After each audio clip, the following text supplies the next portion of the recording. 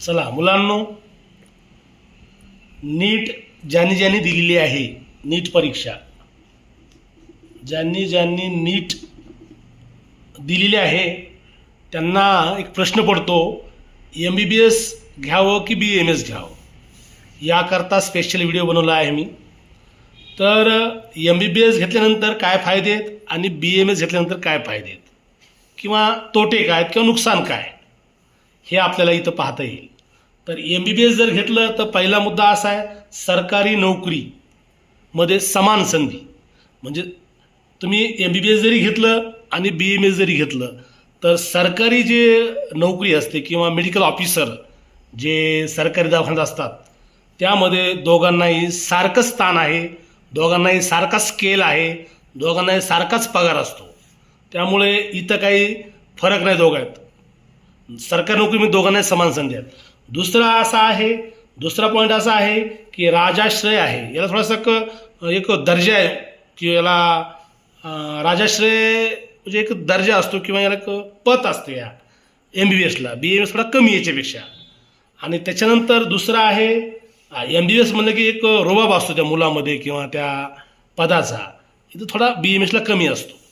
हा एक फरक आहे.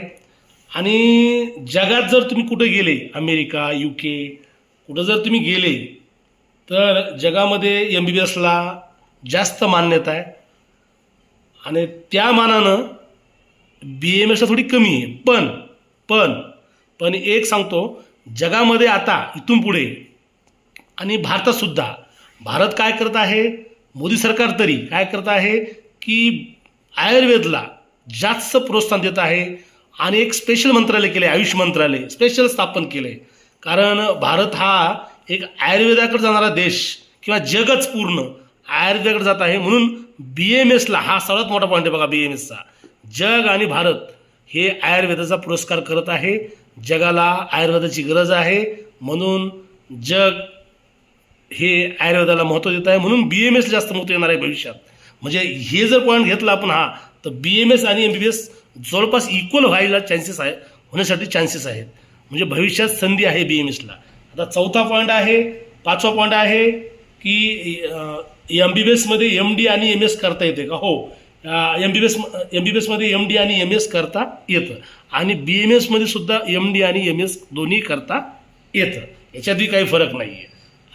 इथं फरक एवढा असतो की MBBSमध्ये पेशंटला इमर्जन्सी किंवा अत्यंत जलद इलाज इथं होतो, इथं थोडा वेळ लागतो. पण एक फरक आहे, इथं MBBSमध्ये इलाज केला जातो आणि MBBSमध्ये प्रतिबंध म्हणजे आजार होऊच नाही किंवा मुळासकट आजार दुरुस्त हे केलं जातं BAMSमध्ये.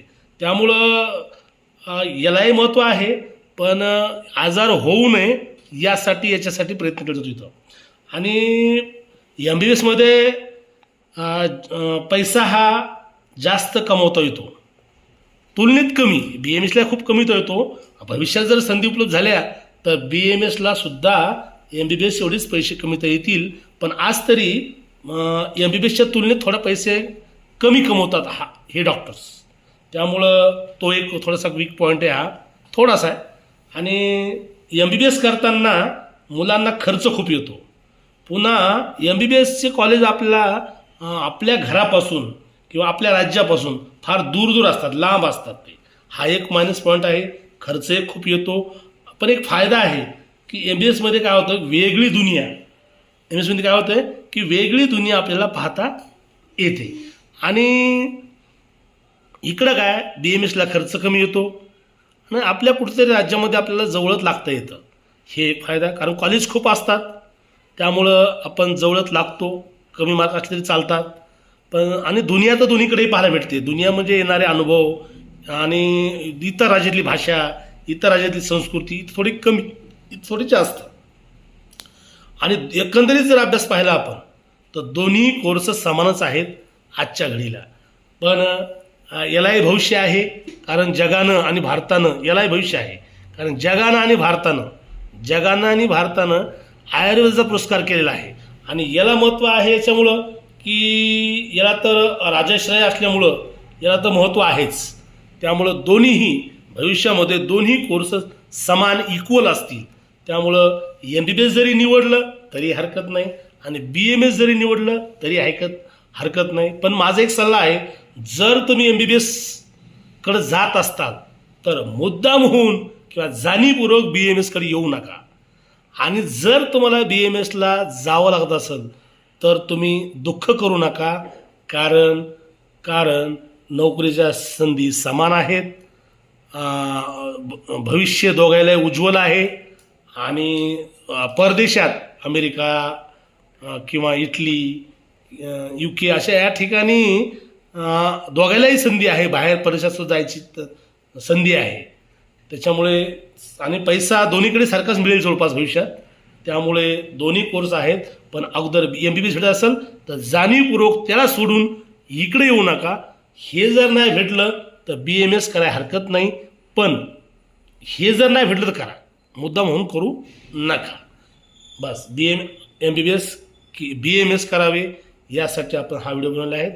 मला आशा आहे की आपल्याला थोडंफार याच्याविषयी माहिती झाली असेल.